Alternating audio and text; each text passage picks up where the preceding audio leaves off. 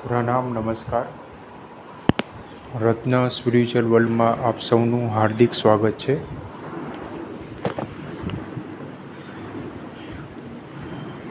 આજનો આપણો વિષય જે છે એ થોડોક અહીંયા ડિફરન્ટ છે અને ઇન્ટરેસ્ટિંગ પણ છે. હવે આજનો આપણો વિષય છે હેશટેગ મૂર્તિ સ્થાપન, હેશટેગ ફોટા સ્થાપન. હવે આજે આપણે જાણીશું કે કોઈ પણ ઘર હોય, દુકાન હોય, ઓફિસ હોય, તો આ ત્રણ જગ્યાએ જનરલી જે છે આપણે મંદિર મૂકતા હોઈએ છીએ પૂજાપાઠ માટે. આપણા જે દેવી છે, કુળદેવી છે, તેનું સ્થાપન કરીને આપણે મંદિર મૂકતા હોઈએ છીએ. હવે આજે આપણે જાણીશું કે અહીંયા ઘર હોય, દુકાન હોય કે ઓફિસ હોય, તો ફોટો મૂકવો વધારે સારો, મૂર્તિ મૂકવી વધારે સારી, કે પછી કુળદેવી કે દેવીના સ્વરૂપમાં કે કોઈ દેવ હોય, ઈષ્ટદેવ હોય, એના સ્વરૂપમાં શ્રીફળ મૂકવું તો વધારે સારું. અહીંયા આપણે જાણીશું કે આ જે ત્રણ વસ્તુ છે, તો એ ત્રણ વસ્તુનું શું મહત્ત્વ છે, કઈ રીતે તેનો ઉપયોગ આપણે કરી શકીએ છીએ,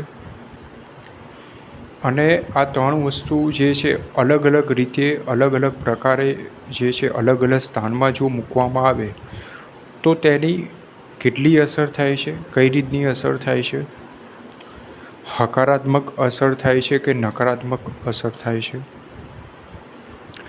હવે અહીંયા જે મૂર્તિ અને બેઝિકલી જે છે આપણા બધાના ઘરમાં જે છે, કોઈ પણ ધર્મ હોય, બરાબર છે, કોઈ પણ હિન્દુ ધર્મ હોય, તો આપણે જે છે જનરલી ફોટો અથવા તો મૂર્તિનું સ્થાપન કરતા હોઈએ છીએ, પૂજાપાઠ આપણે કરતા હોઈએ છીએ.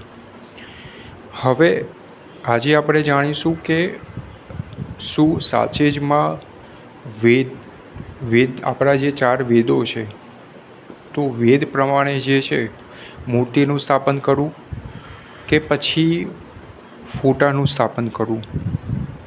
બરાબર. મૂર્તિનું સ્થાપન કરીએ તો શું ધ્યાનમાં કઈ રીતની કાળજી લેવાની હોય છે, કઈ રીતની પૂજાપાઠ કરવામાં આવે છે.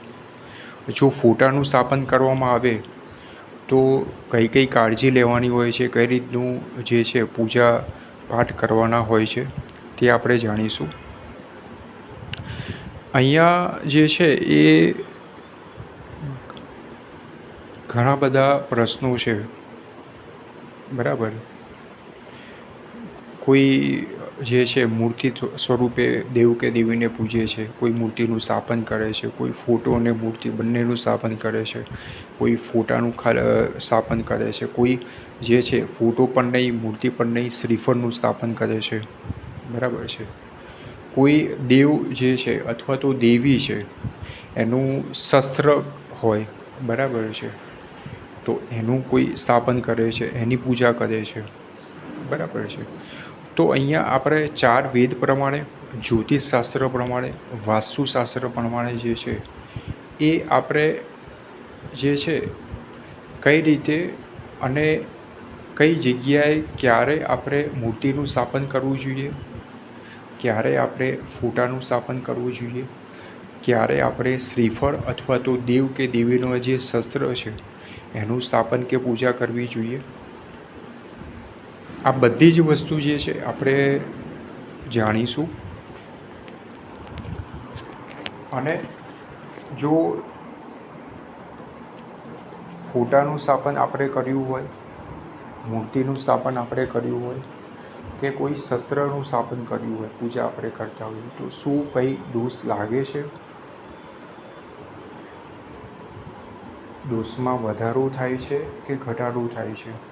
જે તે આપણે મૂર્તિ કે ફોટાનું સ્થાપન કર્યું છે, બરાબર, અને એ સ્થાપન દ્વારા આપણે જે પૂજાપાઠ કરીએ છીએ, તો સાચે જમાં એ સ્થાપન બરાબર છે, યોગ્ય છે, તેનું ફળ આપણને મળે છે કે નથી મળતું, તેના વિશે પણ આપણે ચર્ચા કરીશું. તો અહીંયા જે છે એ ઘણી બધી બાબત છે, બરાબર છે. એક પછી એક આપણે બધી જ બાબતો જે છે વિગતવાર જાણીશું, બરાબર છે. તો અહીંયા તમારા કોઈ પ્રશ્નો હોય તો તમે કોમેન્ટ સેક્શનની અંદર જે છે તમે જણાવી શકો છો. શક્ય હોય એટલું આ ઓડિયોને જે છે શેર કરજો, લાઈક કરવાનું ભૂલતા નહીં, બરાબર છે. તો અહીંયા આજનો આપણો વિષય જે છે પરિપૂર્ણ થાય છે. હવે પછીના ટૉપિકમાં આપણે જાણીશું કે મૂર્તિ, ફોટો, શ્રીફળ કે શસ્ત્ર એનું શું મહત્ત્વ છે, બરાબર છે. તો આજનો આપણો વિષય હતો #મૂર્તિ સ્થાપન, #ફોટા સ્થાપન.